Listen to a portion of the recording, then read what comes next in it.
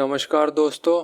Bitcoin और blockchain basics वाली video में हमने देखा कि बिटकॉइन बनाने का मेन मकसद था बैंक्स को बीच से हटाना ताकि कैश की तरह person to person direct payment हो सके ऑनलाइन।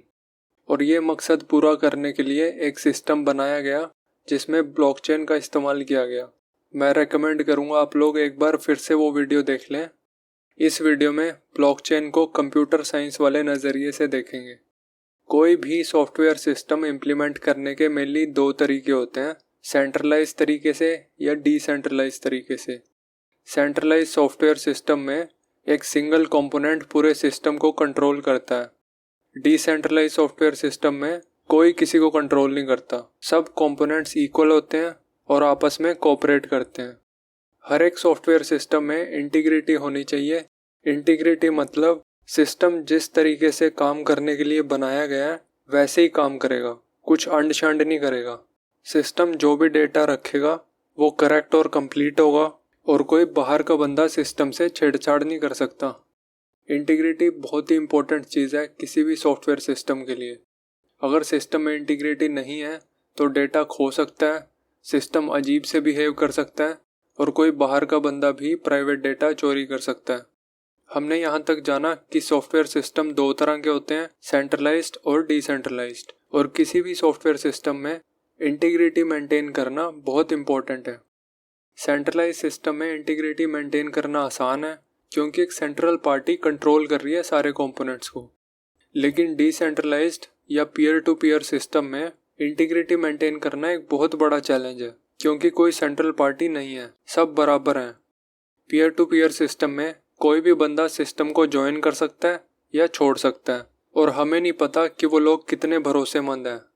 तो पीयर टू पीयर सिस्टम में इंटीग्रिटी मेंटेन करने के लिए ब्लॉकचेन का इस्तेमाल होता है।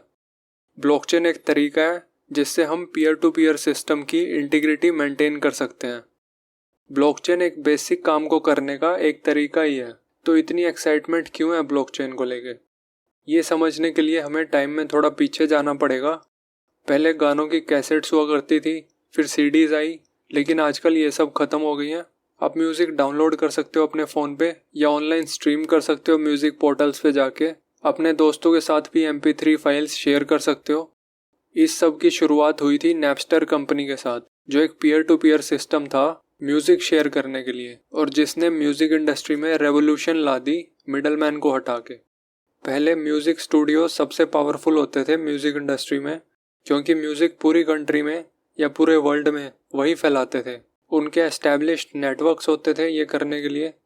जैसे ही इंटरनेट आया, नैपस्टर ने सॉफ्टवेयर बनाया जिसे कोई भी डाउनलोड कर सकता था। जैसे मुझे कोई गाना डाउनलोड करना है तो मैं सर्च करूँगा सॉफ्टवेयर पे, सॉफ्टवेयर बताएगा कि किस पीयर के पास है वो गाना, फिर मैं डायरेक्टली उस बंदे के कंप्यूटर से गाना डाउनलोड कर लूँगा। ऐसे ही अगर मेरे पास कोई गाना पड़ा है जो किसी और को चाहिए तो वो बंदा मेरे कंप्यूटर से डायरेक्टली डाउनलोड कर लेगा। नैपस्टर ने पावरफुल स्टूडियोज़ की पावर ख़त्म कर दी जो कि सिंगर्स और कस्टमर्स के मिडलमैन थे। इस कहानी से हमें ये पता चलता है कि peer to peer system middleman हटाने की क्षमता रखते हैं। मिडलमैन हटाने को बोलते हैं डिसइंटरमीडिएशन। ज़्यादातर मिडलमैन प्रोड्यूसर और कस्टमर दोनों का शोषण करते हैं, कस्टमर को लूटते हैं और सिंगर को ना के बराबर पैसा देते हैं। असली पैसा मिडलमैन ही बनाते हैं। कोई भी वो इंडस्ट्री जो मिडलमैन की तरह एक्ट करती है और जो चीज़ वो प्रोड्यूसर से कस्टमर तक पहुंचाती है वो डिजिटल है, तो ऐसी इंडस्ट्री को पीयर टू पीयर सिस्टम ख़त्म करने की क्षमता रखता है। फाइनेंशियल इंडस्ट्री का मेजर पार्ट पैसे सप्लायर्स से कंज्यूमर्स तक पहुंचाता है। पैसे की डिजिटाइजेशन और P2P सिस्टम मिलके पूरी फाइनेंशियल इंडस्ट्री को बदल सकते हैं बहुत सारे मिडलमैन हटा के। इसी बात की एक्साइटमेंट है। डिसइंटरमीडिएशन एक्साइट करती है लोगों को, स्पेसिफिकली फिनेंशियल इंडस्ट्री या पैसे की डिसइंटरमीडिएशन, क्योंकि पीयर टू पीयर सिस्टम्स डिसइंटरमीडिएशन की क्षमता रखते हैं और ऐसे सिस्टम की इंटीग्रिटी मेंटेन करने के लिए ब्लॉकचेन का इस्तेमाल हो सकता है। इसलिए ब्लॉकचेन के प्रति इतनी एक्साइटमेंट है। तो ब्लॉकचेन क्या है? ब्लॉकचेन टेक्नोलॉजीज़ का कॉम्बिनेशन है, जैसे कि सॉफ्टवेयर जिसके हिसाब से ट्रांजैक्शंस रिकॉर्ड होती हैं, एक डेटा स्ट्रक्चर जिसमें ब्लॉक्स की फॉर्म में डेटा स्टोर होता है और एक क्रिप्टोग्राफी जो हैश फंक्शन, डिजिटल सिग्नेचर और पब्लिक प्राइवेट की का इस्तेमाल करके सिक्योरिटी प्रोवाइड करती है ताकि decentralized peer to peer system की इंटीग्रिटी मेंटेन की जा सके। क्योंकि लोग ब्लॉकचेन को लेजर बोलते रहते हैं बार बार, तो आप ऐसे भी समझ सकते हो इसे कि ब्लॉकचेन लेजर्स का distributed peer to peer system है जो ब्लॉक की फॉर्म में डेटा स्टोरेज, सॉफ्टवेयर रूल्स और क्रिप्टोग्राफी लेवल की सिक्योरिटी का इस्तेमाल करके खुद की इंटीग्रिटी मेंटेन करता है।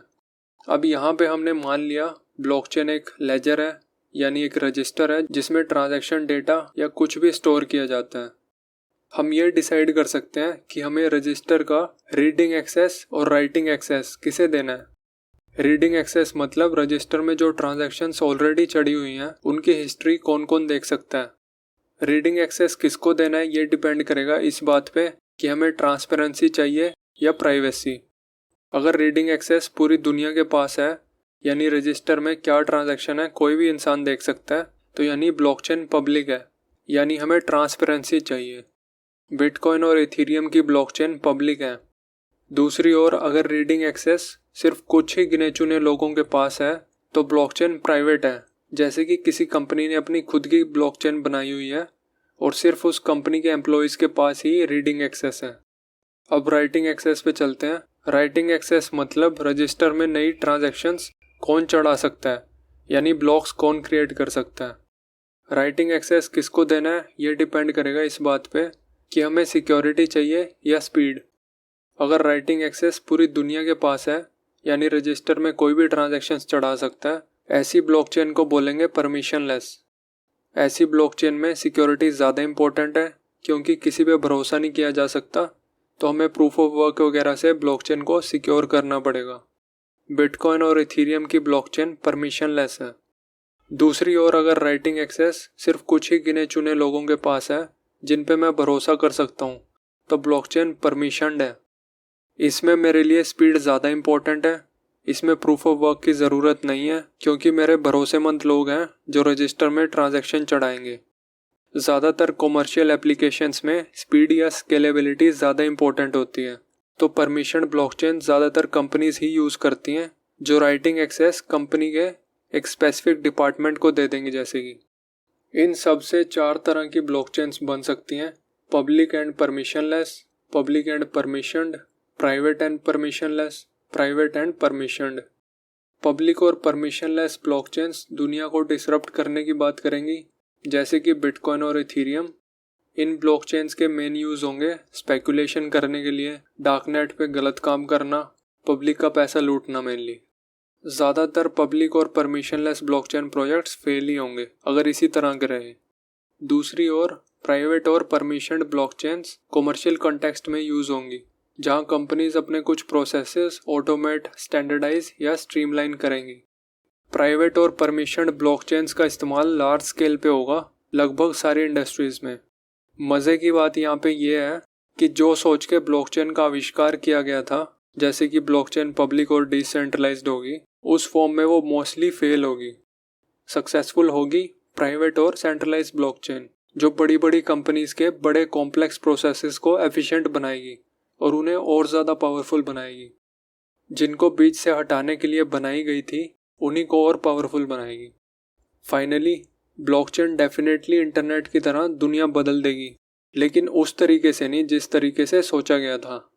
1994 में टिम बर्नर्स-ली की इंटरनेट की विजन भी ब्लॉकचेन जैसी ही थी कि internet decentralized, open, universal, non discriminating होगा।